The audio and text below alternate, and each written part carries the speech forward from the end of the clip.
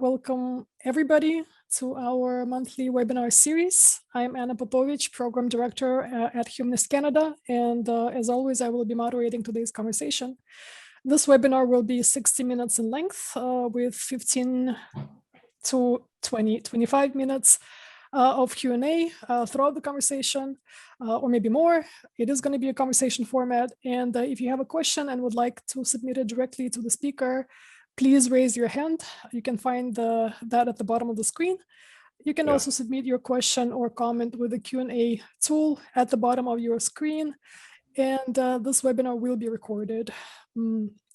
Our topic today is challenges and opportunities in post-pandemic work and employment. And it is my pleasure to introduce Dr. Anil Verma, Professor Emeritus and former director of the Rotman School of Management and the Center for Industrial Relations and Human Resources at the University of Toronto.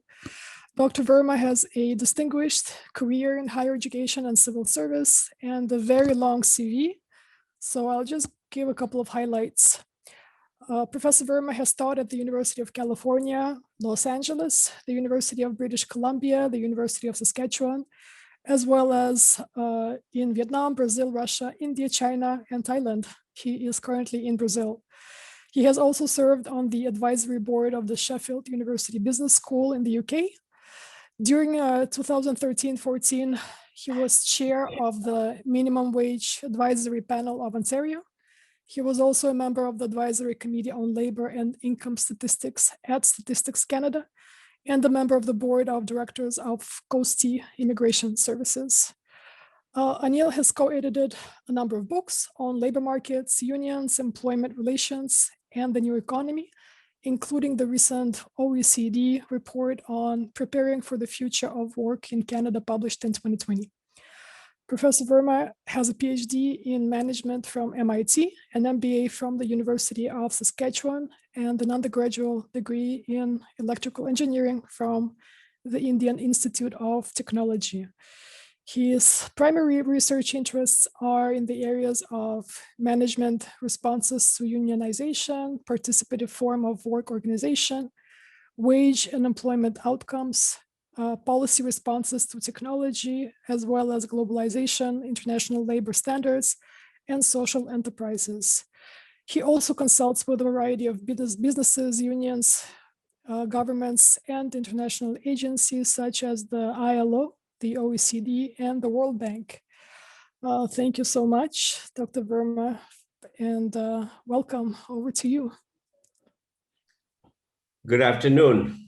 Thank you for inviting me to talk a little bit about some of my favorite subjects.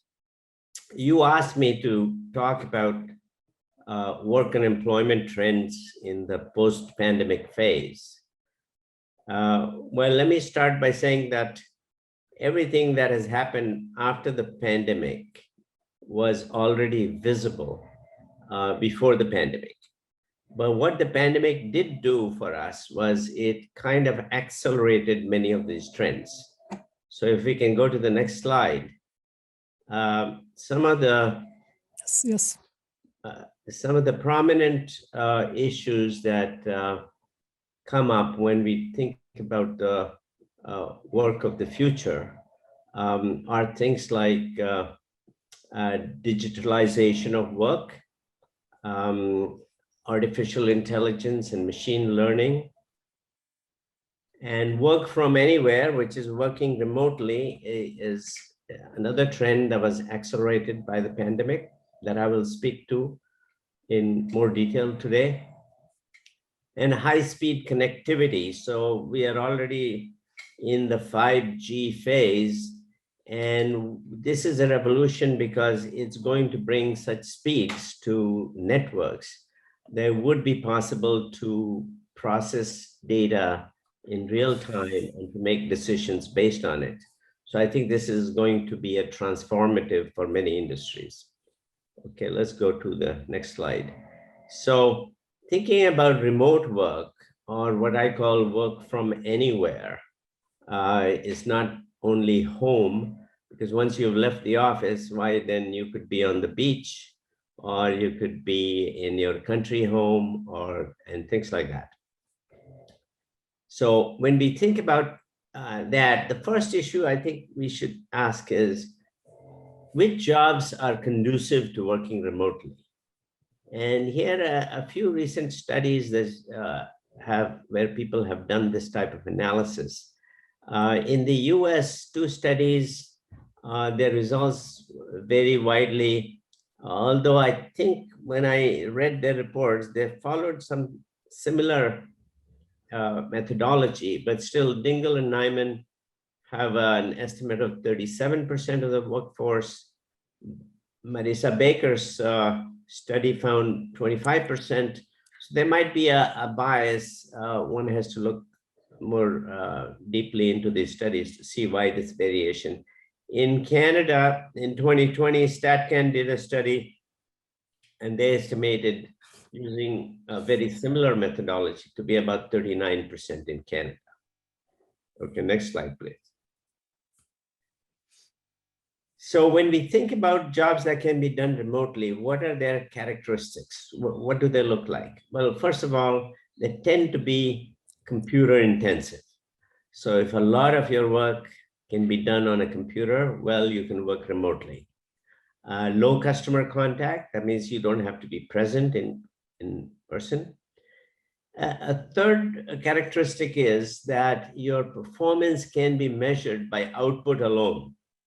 In other words, the employer doesn't care which hours you sat down at your computer, doesn't care whether you took a lot of short breaks or one long break.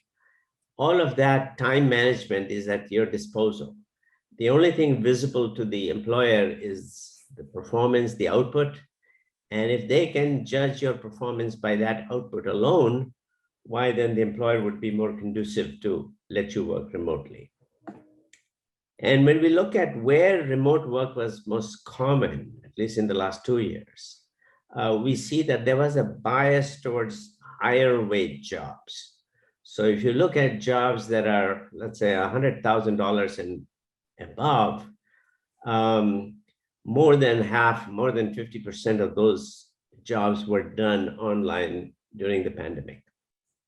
And similarly with skill. So as skill goes up, and in some ways the two are related, the wage and skill, there tends to be more skilled. So if you worked in a job which was lower skill and lower wages, chances are you could not work remotely.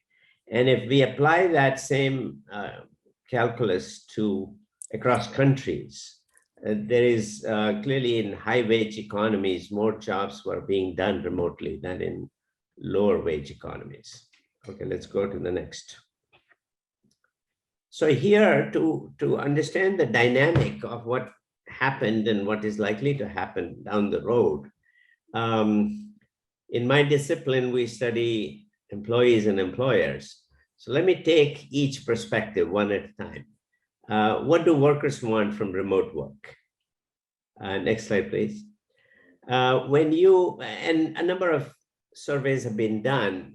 When you ask people, say, why do you like remote work? And if yes, why? They cite some of these reasons. They say, I don't waste time commuting. I'm saving money there. I'm more productive when I work at home. I have higher job satisfaction. I am better in terms of health, and there is a logic to this. That is that when you're not exposing yourself to commuting and crowds and other people, there are less chances that you pick up certain infections. But it is also true that the mental state is a little different. So people are less likely to suffer anxiety or stress or things like that. More time for my family and for myself. And by extension, that we are saving the environment by not generating greenhouse gases. Okay, let's go to the next slide.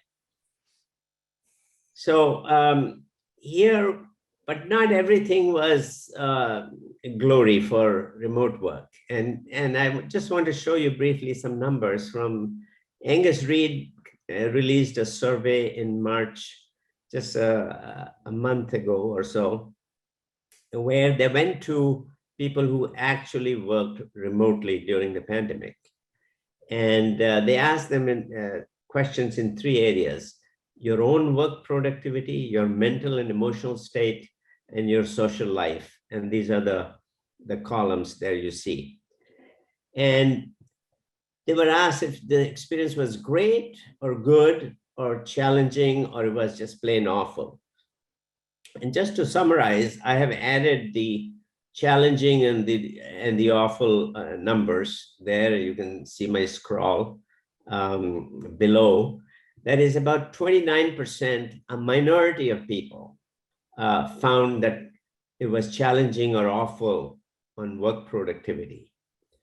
That means that 71%, most people, 70% people found the experience positive, 30% found it negative.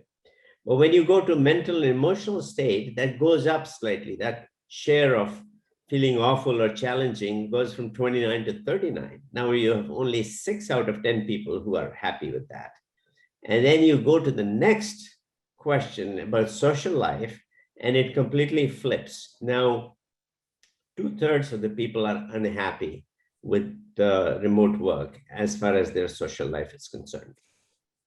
Okay, so the point I want to make is that while some people like it and there are many benefits, it's not all that it's good. Okay, next slide, please. So now let's ask the question of, what do employers want from remote work? What do they look for? Okay, next slide, please.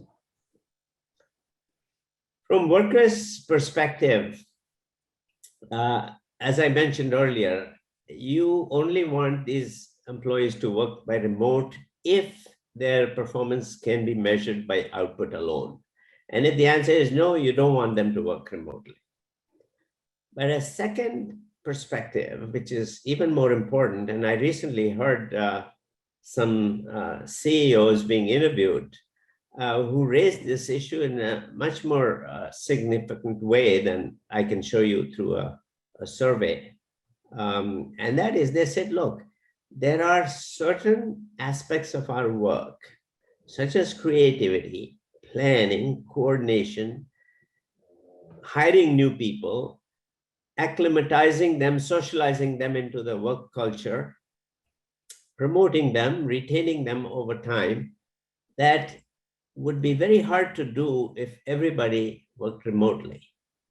And so it is for this reason that the tech companies, especially the Microsofts, the Googles, the Apples, they're very keen to bring their people back to the office, because that's where all the creative work happens.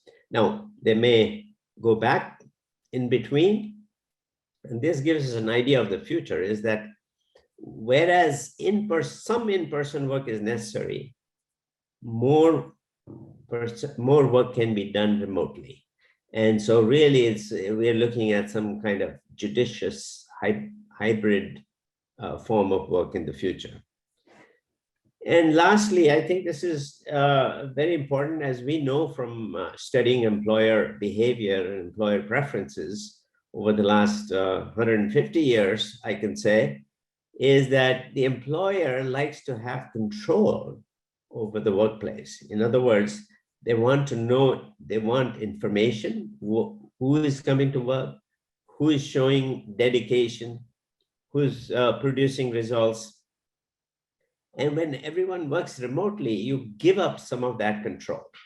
And the question is the employer comfortable with giving up that control? Next slide, please. So just to give you an example, at Google, employees have begun to come back. And now the default is that you have to come to work unless you have some special need for accommodation. And so if you want to work more than 14 days a year, which is roughly like a day a month, then you have to formally notify the employer and apply to have that accommodation. Next slide, please. This is just a picture that shows how they have modified the workplace so that meeting rooms can accommodate both in-person people who are there, as well as those who are at home and they're joining remotely. Okay, next slide, please.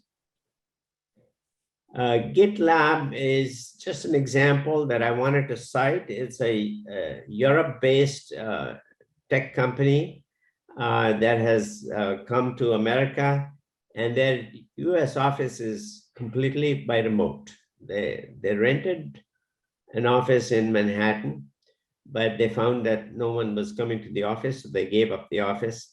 And this is an example of a company that has gone 100% remote. Next slide, please. So some of the reasons why employers will embrace a new model is to encourage employee productivity, have access to talent. Now, a number of people in these surveys are saying, I want remote work, and if you cannot give me remote work, why then I'm going to walk? In other words, I'll go into the job market, I'll look for another job. I'll look for an employer that would allow me to work remotely. And there might be some groups, for example, women in certain age groups where they have other responsibilities, family or at-home responsibilities. They might be willing to work if you can provide remote work. And of course, we are all looking at the climate benefits of reduction in commuting.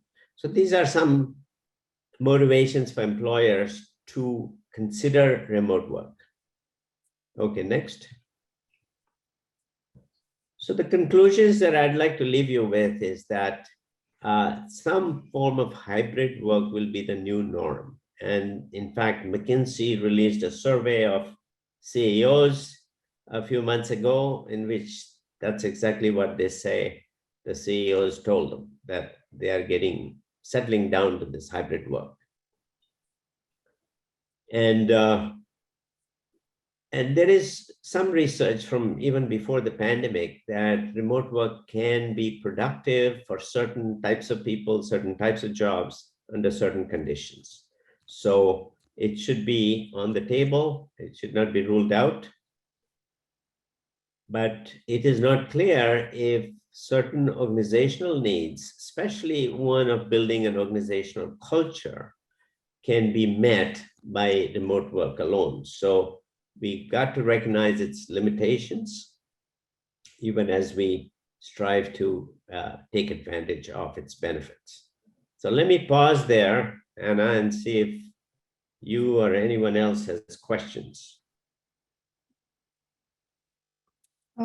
Thanks a lot, Anil, for the presentation. I see we have a question in the Q&A. If employers are willing to allow individuals to work from home, why don't they just hire individuals from high-skilled, low-wage countries at 1/4 of the pay? Will there be increased offshoring of work that can be done remotely? It is already occurring, but will it be accelerated? Yeah, it's a good question. And well, it's hard to speculate exactly what will happen, but certainly I see some conditions would favor more of this offshoring. Although in offshoring, there are two forces. There's one set of forces that are saying to employers that, look, what you thought was necessary to do here can be done remotely. So we have 2 years of experience with what can be done remotely. And many things that we thought couldn't be done remotely, now we figured that it can be done. So that experience could translate into more offshoring. But remember all the other points that I made, the arguments that remote work can only be done for certain types of work under certain conditions, and it does not meet all the organizational needs.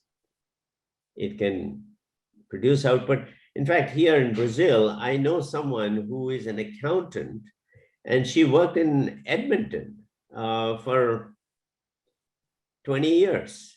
But now she has moved here, and she never gave up her job. She works for a large accounting firm, and she basically does taxes for small businesses and individuals.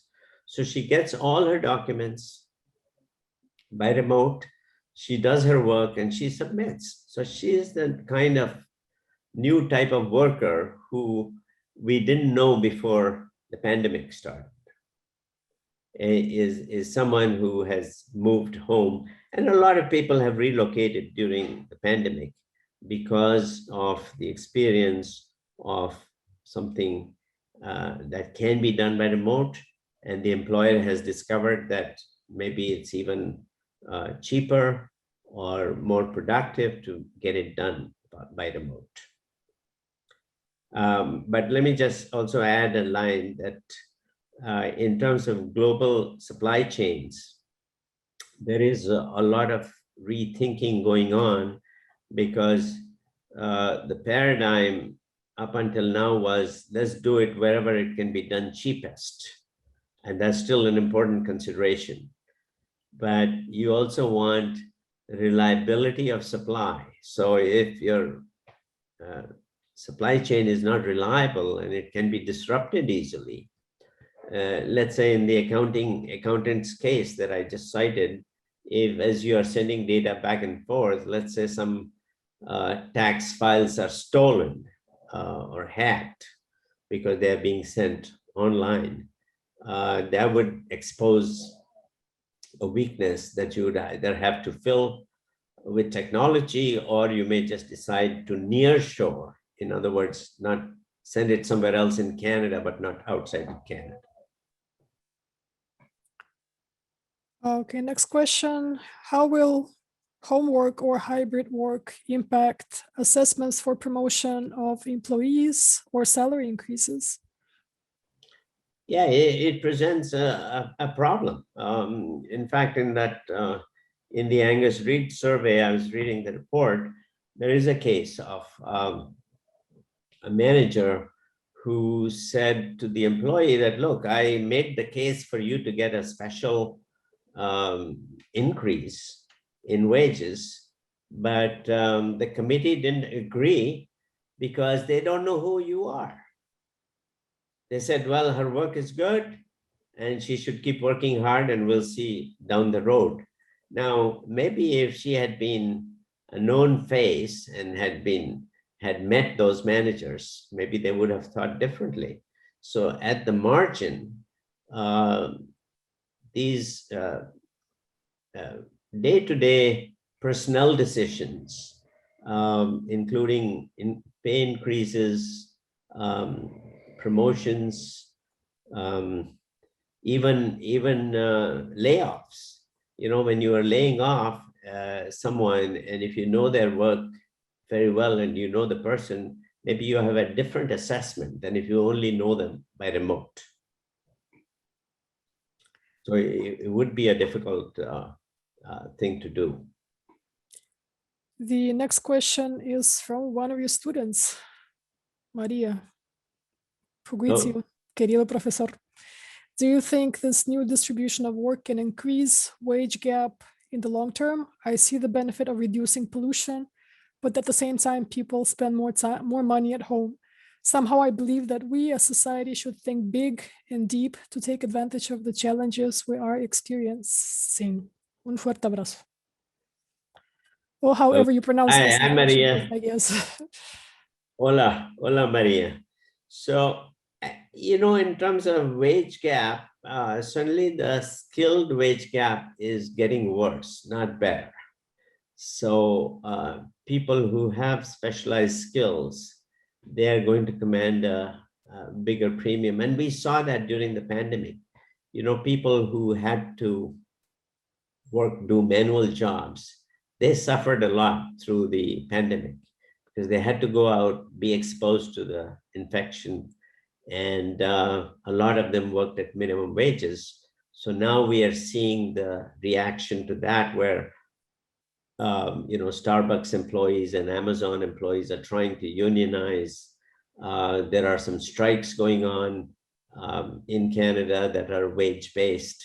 There's inflation, so that has empowered workers to go after more wage increases. So they have to struggle to get wages up, whereas any one of us who is a professional, who had a professional degree, and you did creative work, you benefited from the pandemic because your costs were less. There was nowhere to go and to spend your money. So we all saved money. And if you ask the Bank of Canada, there are some few hundreds of billions in extra savings that consumers have access to now. The wage gap, if that's the question, I'm afraid that these trends by themselves do not speak well to closing the wage gap. We still need other institutions such as unionization or collective wage fixing that would help those who are low paid. Okay, thank you. There's a question in the chat. Are there any long-term unemployed person here like myself? So I guess that's not a question for Neil, but feel free to respond in the chat. And also if you have any questions, again, raise your hand at the bottom of the screen or use the Q&A box. I'd like to ask you a question about the Great Resignation phenomenon that we briefly chatted about by email. So according to the US Bureau of Labor Statistics, 4 million people in the US quit their jobs in July of 2021. And one of the sort of general Great Resignation narratives that you hear a lot in the media since this became a rage and exploded in the news is that it's overworked and mistreated workers sort of get fed up with their working conditions and quit their jobs to discover what's truly important to them, spend more time with their families, change careers, pursue hobbies, etc. But it seems that this narrative is too broad or too vague, as it is hard to imagine a low-wage service or hospitality worker easily quitting their jobs, changing careers, or pursuing hobbies, unless they have a double income, lots of savings, or sufficient COVID relief. And then there's also research. For example, I was looking at the Harvard Business Review showing that resignation rates are highest among mid-career employees, especially in the tech and healthcare industries. And these are not low-wage workers. And again, it has been suggested that the Great Resignation phenomena is mostly a US phenomenon, and it hasn't been really happening in Canada. And I think you mentioned that as well. So can you break this down for us exactly? Who has been quitting? Why? Where? Was this made possible by the COVID relief packages? How should we read this trend? I don't have very recent numbers to share with you, but let me say what might be driving this. As far as remote work is concerned, and this disruption that we saw because of the pandemic, people have begun to sort themselves among the employers. So when a large number of people quit, you can ask what are they doing? Are they quitting to go lay at the beach, or are they quitting to go back into the job market to look for another job? Or are they moving to the suburbs to look for another job? Or are they moving across the country to look for another job? So I would bet that most of those people who are quitting are going to look for work in another place or another form. So we are not going to lose this group of people from the workforce altogether. And it may just be that we have to go through some sorting process that would be a little more intense than is normally the case. Remember that even under normal circumstances, even before the pandemic, there is a kind of sorting that's going on in the labor market at all times.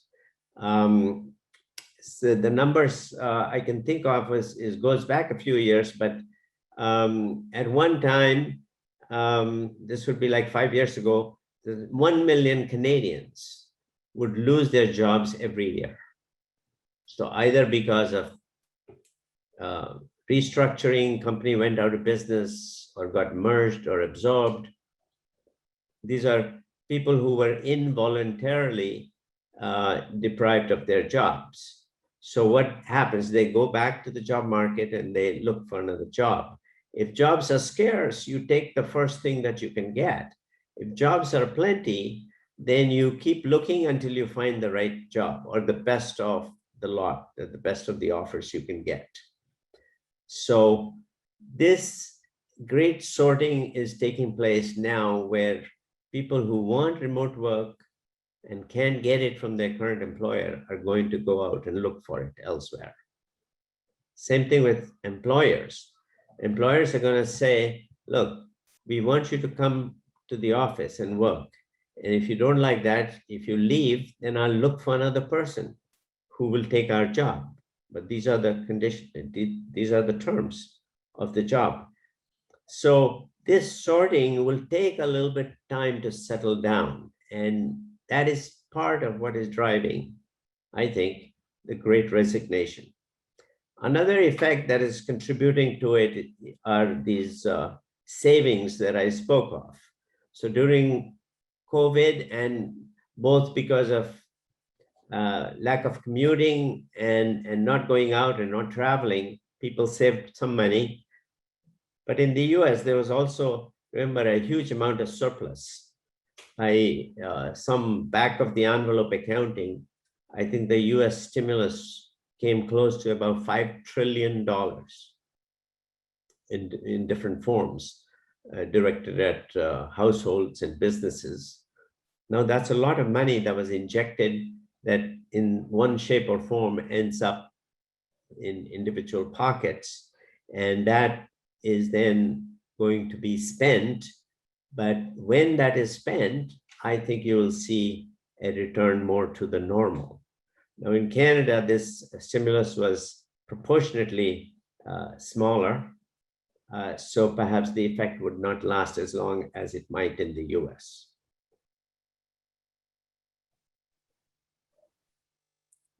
Okay, my next question, I guess, speaks to the question someone just put in the chat about long-term unemployment.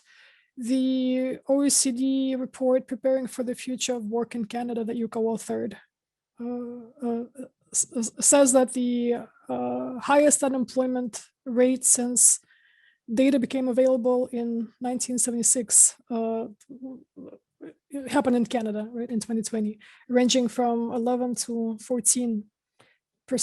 So I'd like to ask what sectors of the economy are being affected the most, and if you can speak about long-term unemployment in general, or chronic underemployment. Yeah.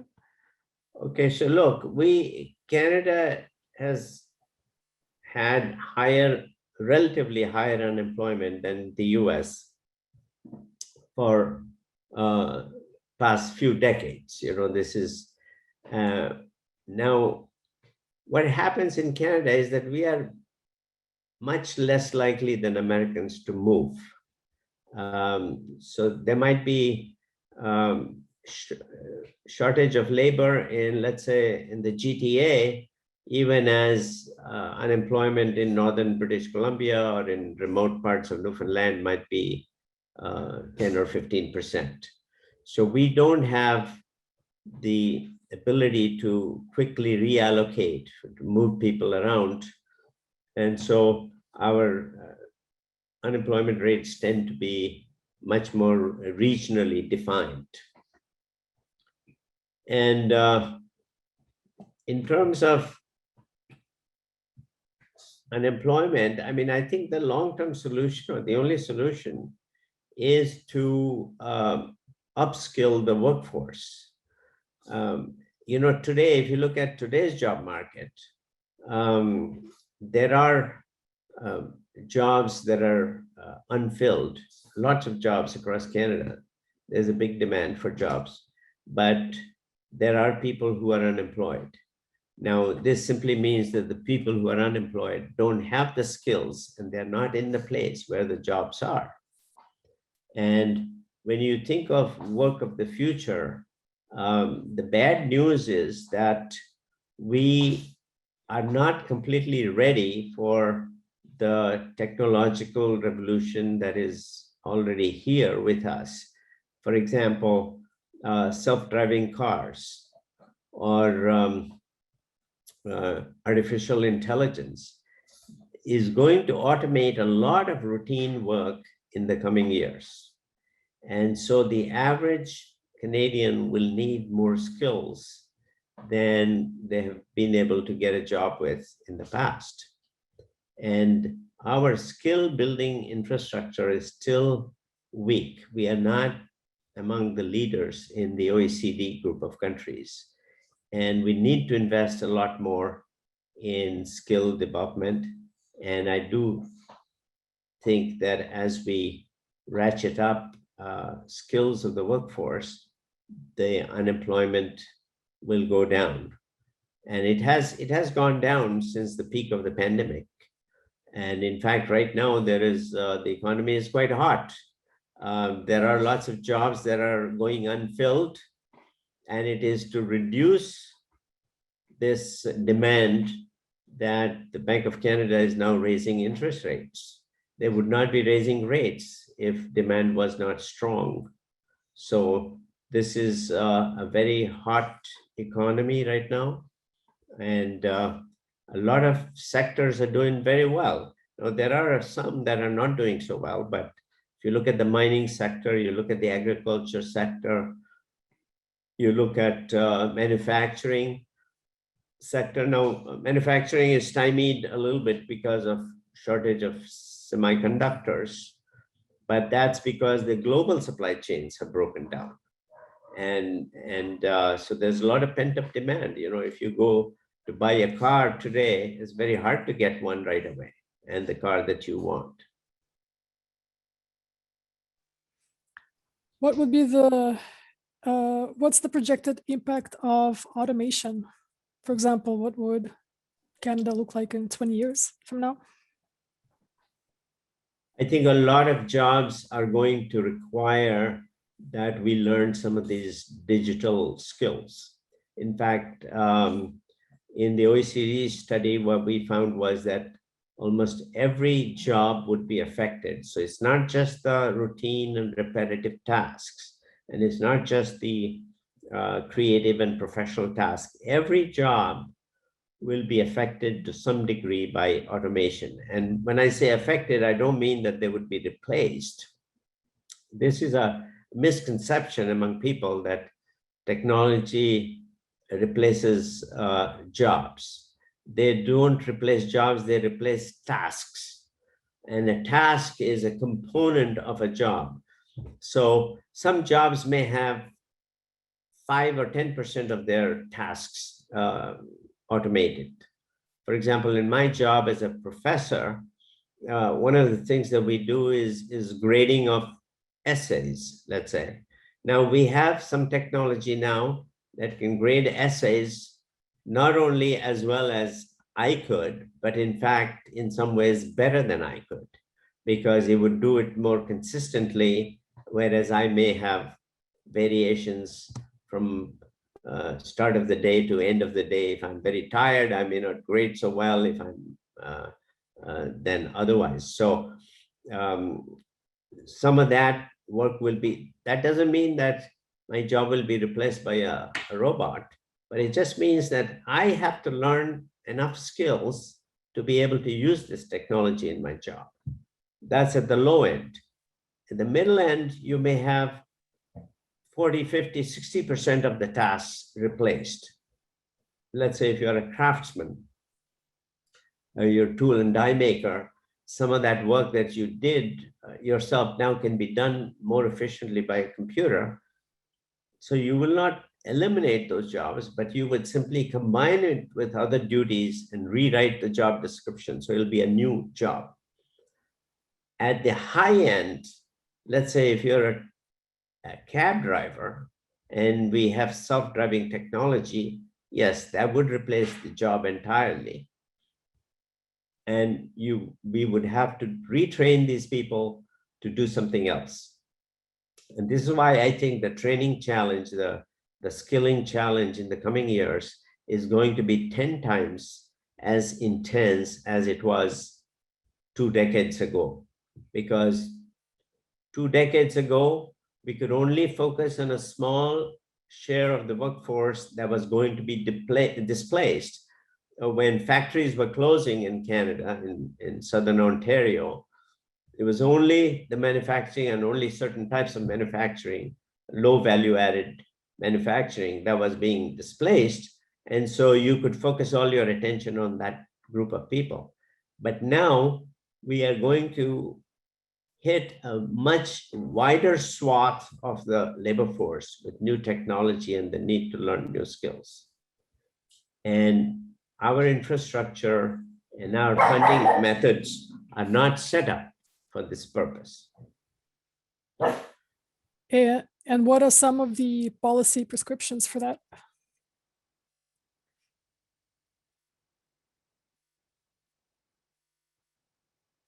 It was my dog barking here, so I had to get him out. See, one of the hazards of working by remote. That's right. What are some of the policy prescriptions for addressing the training issue?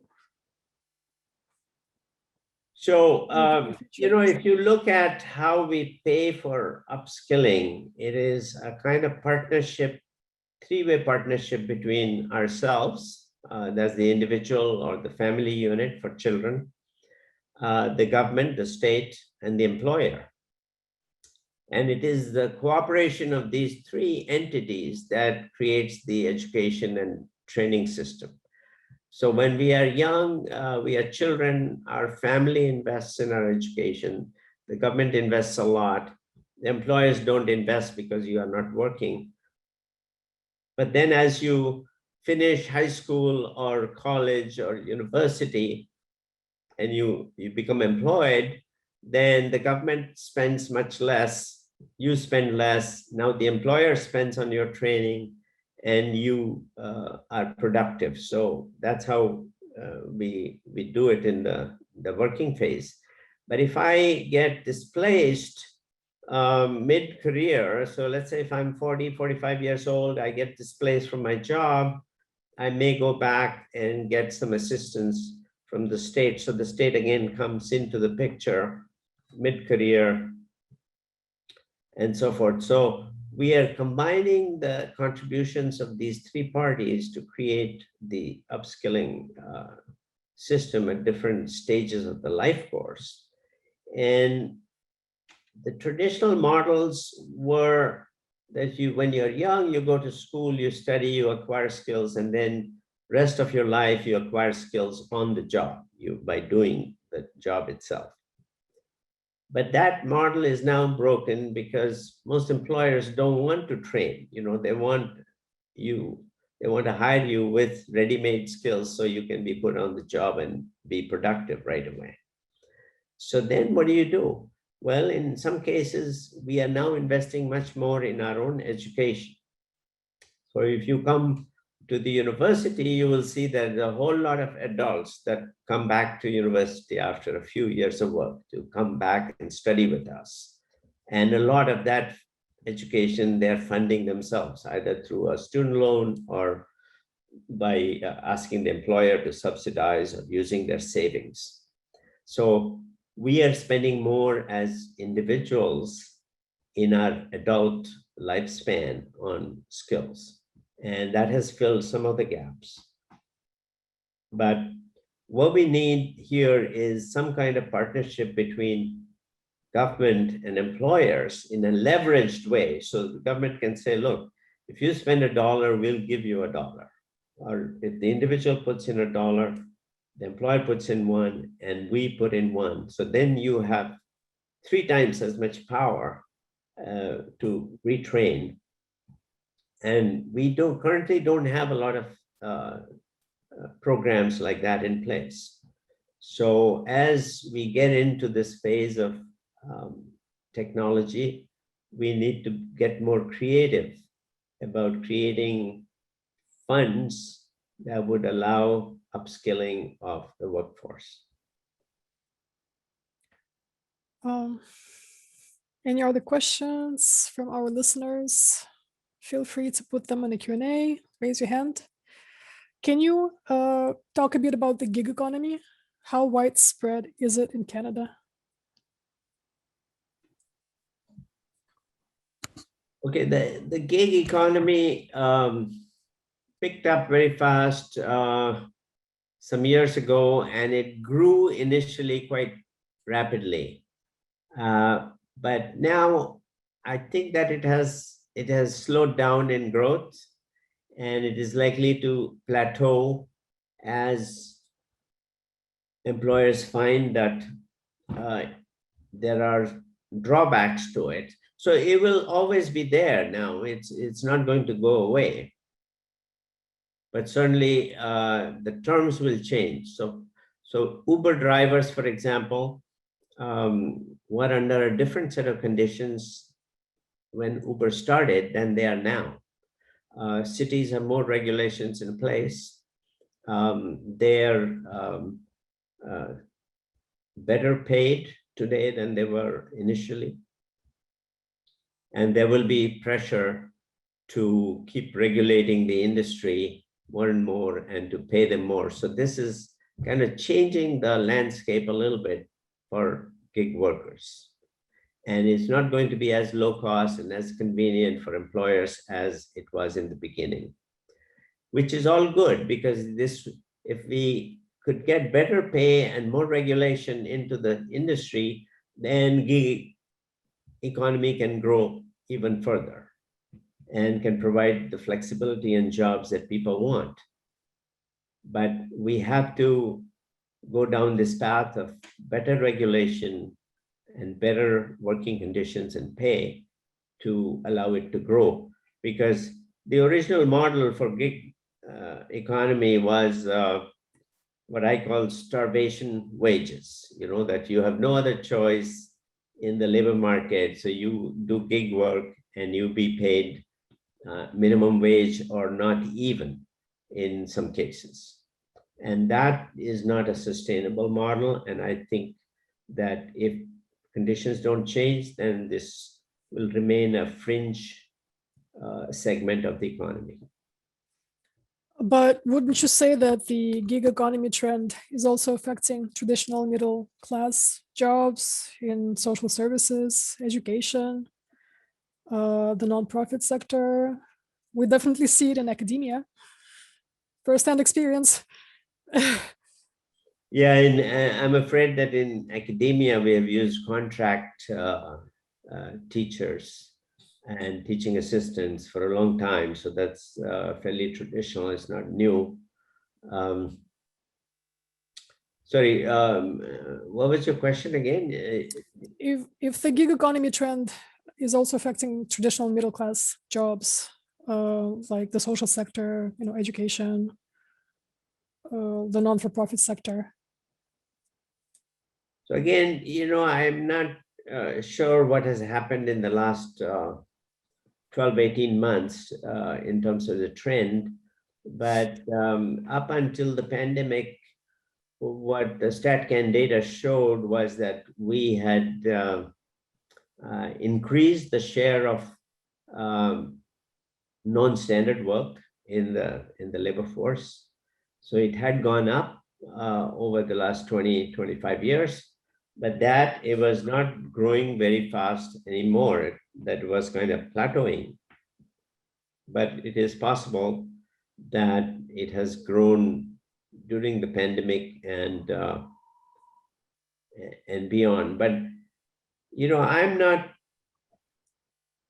worried that non-standard employment, that is contract and gig work and temporary work and part-time work, will keep growing at a fast clip, because we have already seen this pushback in the last 2 years, where you can't get enough people to work for, you know, delivering the pizza or to work in the grocery store, in food services, in healthcare. In a lot of nursing homes were employing minimum wage workers. And now they're finding it very hard to hire people. And the public regulators are also forcing them to provide a minimum level of care. So there is a lot of pressure to make the jobs better. And the gig work doesn't fit into quality of work. The gig work only fits in where you have very commoditized work, where work of one individual is indistinguishable from work of another individual.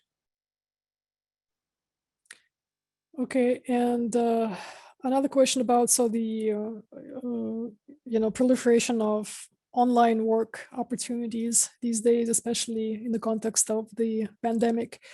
Can you say maybe a few words about the global online competitive job market, and its impact on national economies and, say, citizens, right? Because now there are millions of people competing for jobs in global online marketplaces like Fiverr, etc., right? And again, contract-based jobs, etc., right? With fierce competition as we move into this online job economy.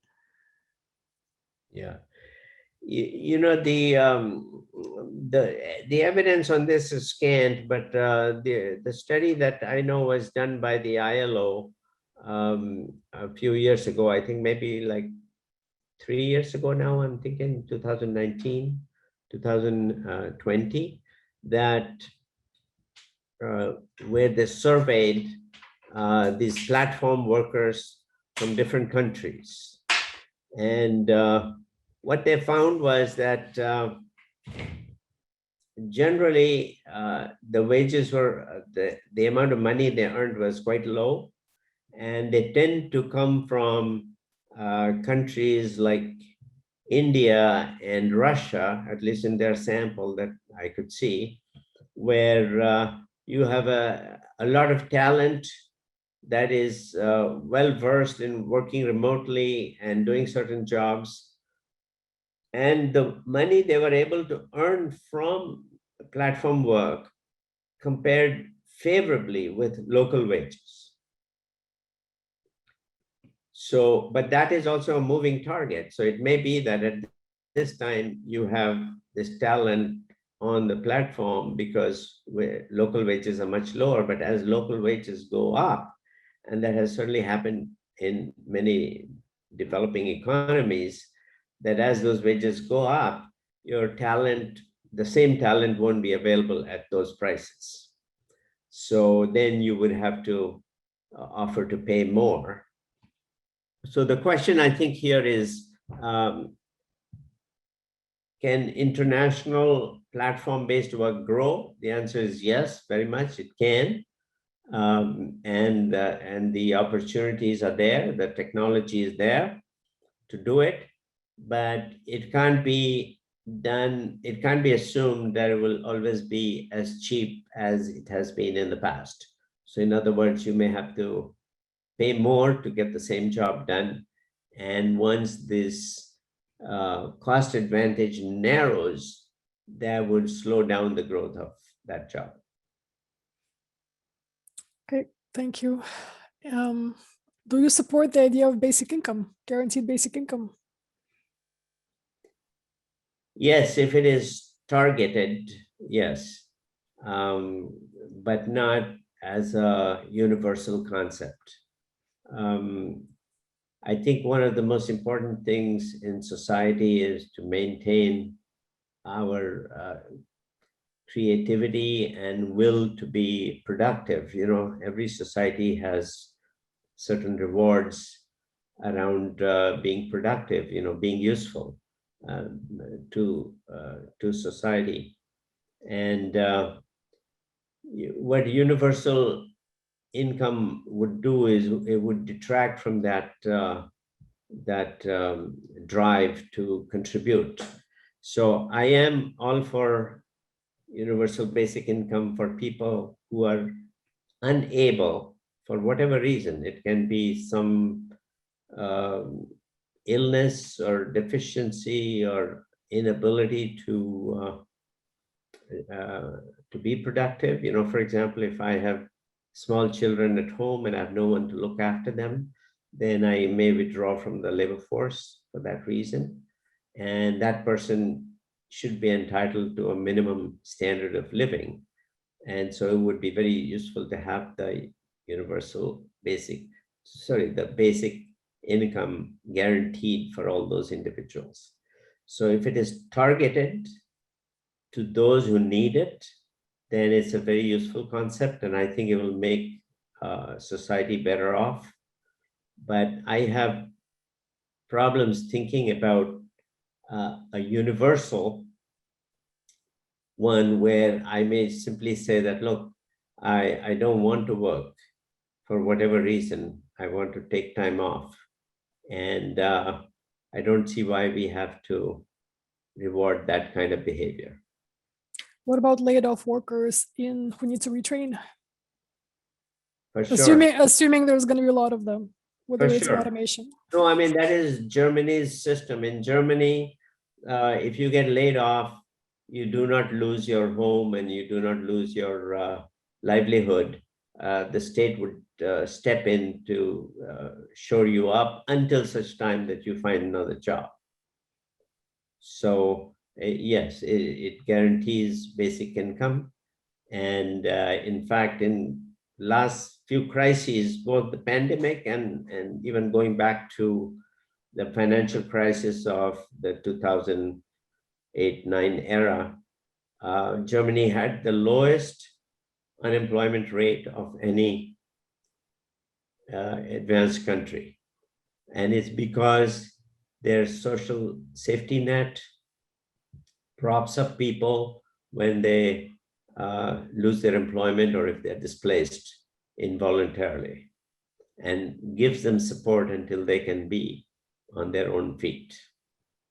So for sure, that is a good investment.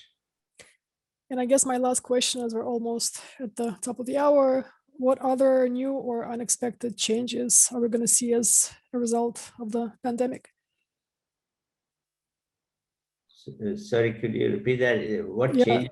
What other unexpected changes are we going to see as a result of the pandemic?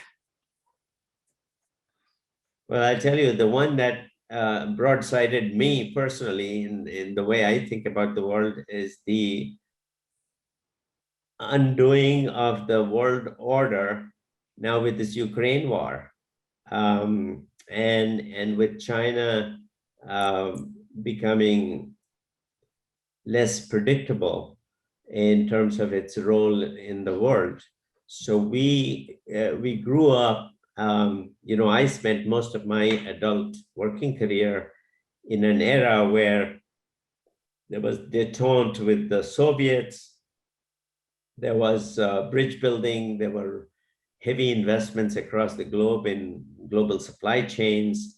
And we saw a more and more connected, interconnected, interdependent world. And millions and millions of people were lifted out of poverty because of the growth in global economy. And we developed the internet and we developed hyperconnectivity. So I thought that was our trajectory. But now, within the last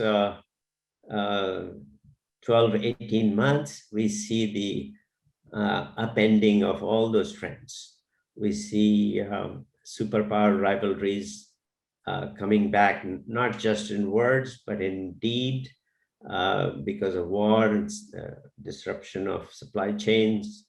Now, every time I hold my iPhone, I think about the factory where it is made in China, because if tomorrow there was another spat between China and the West, those supplies would be disrupted again.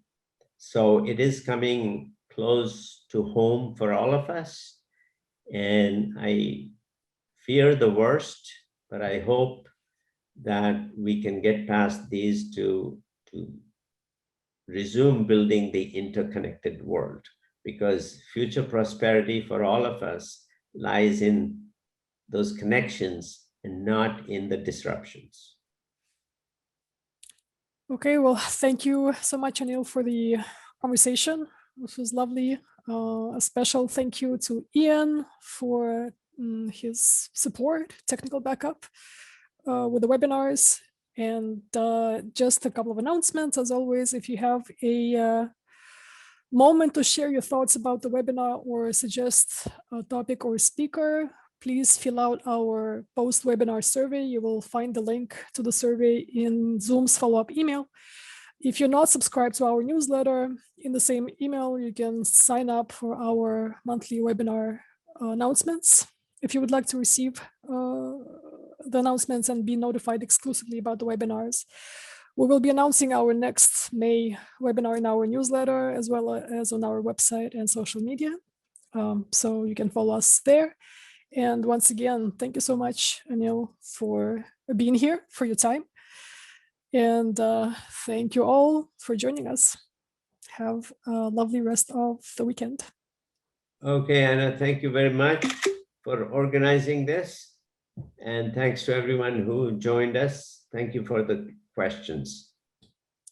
Thank you.